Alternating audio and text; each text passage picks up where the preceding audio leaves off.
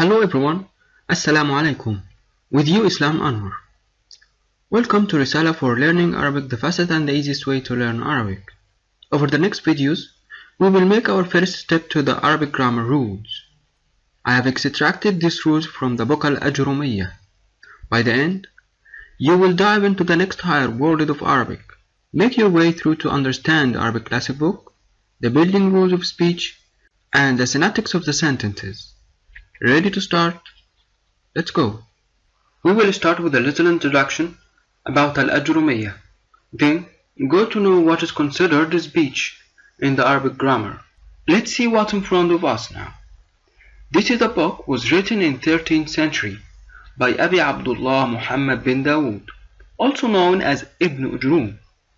This book contains of 145 chapters, written in verse for easy memorization.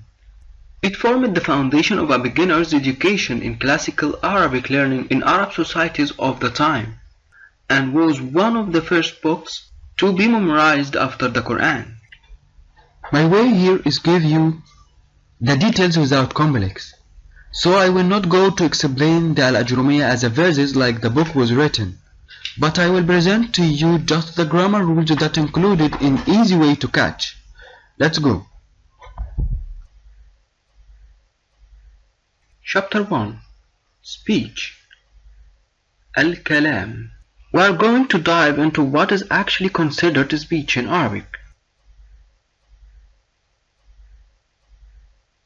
To start with, the definition in Arabic is Al-Kalamu huwa al-lafdhu al-murakkabu al-mufidu bil-wad'i.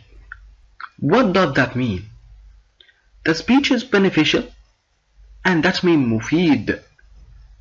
It's also composite utterance, and that means lafdhun murakkab. And it's going up on established rules, and that means bil wad'i.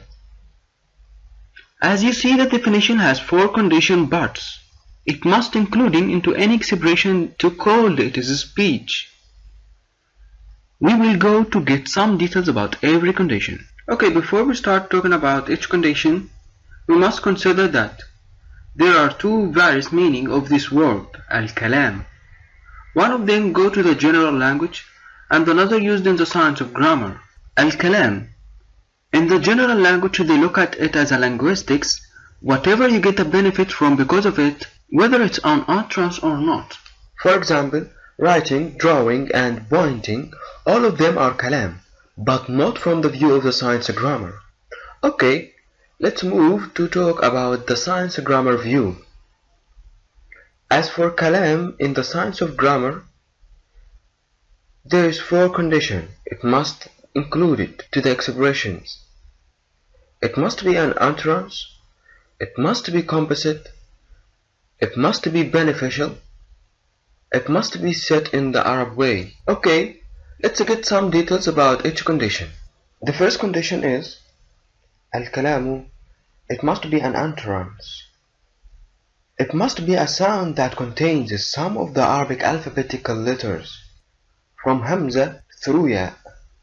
Some examples are Muhammadun, Yadhabu, Zaynabu. Each of this, when we pronounce it, is a sound that contains 4 letters from Arabic alphabet. Now look with me to these expressions. Tree, car, let's go. All of them, we not call them kalam by the grammarians because it doesn't have a sound from Arabic alphabet, even if it called speech by the linguistics scholar because of the benefit attended by it. The second condition is al-kalam. It must be composite. It must be composite of 2 words or more. For example, Zaydun, al-ilmu. These expressions, we can see it as a single word. It's not called speech by the grammarians unless something else comes with it.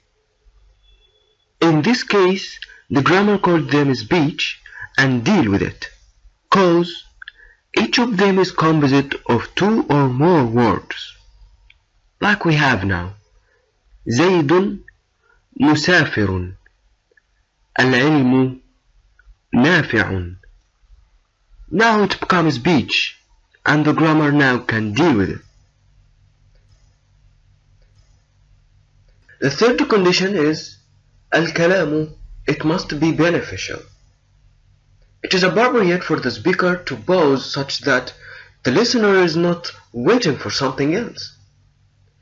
If you were to say إذا حضر الصيف, when the summer came, then this is not called a speech, even if it was composite of 3 words, because the listener is waiting for what you will say after that. He is thinking, what will happen when the summer came?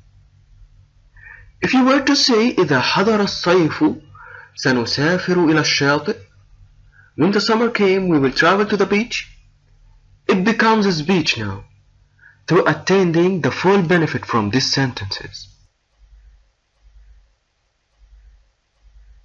The last and the fourth condition is الكلام, it must be said in the Arab way. The words that are included in the speech are from the utterances that the Arabs have said for a specific meaning. So we must comply with rules that Arab established. For example, حضر is a word that our Arabs have said for a meaning, the occurrence of presence in the past tense. The Arab have said this word is زيد for a meaning which is entity of the person who named by this name. If you say حضر زيد, زيد came, it includes 2 words and each of them is from what the Arabs have set down. Now we have finished our first video. I hope you get some benefit from it. You have now some questions to review.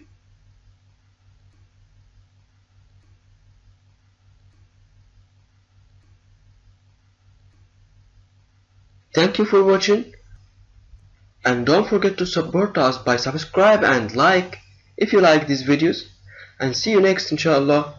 Assalamu alaikum wa rahmatullahi wa barakatuh.